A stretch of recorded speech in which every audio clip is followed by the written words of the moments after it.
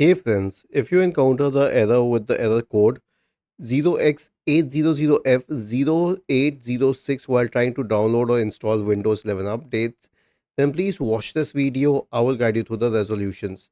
The first solution is to run the Windows Update Troubleshooter. Right click on the Start button, select Settings from the menu, go to the System tab on the list on the left hand side, select Troubleshoot in the right pane, and then select Other Troubleshooters and click on Run corresponding to the Windows Update Troubleshooter. It will start detecting problems and resolve them if possible. The next solution is to reset Windows Update components. Now we have a script for you. Simply copy this script, search for command prompt in the Windows search bar and click on Run as Administrator.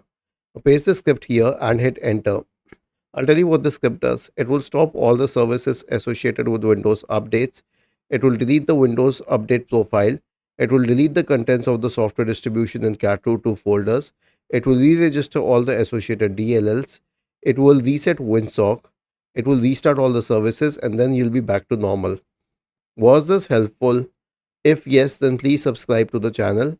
If not, then let us know in the comment section of the video on how we could help you further. Thank you for watching this video and have a nice day.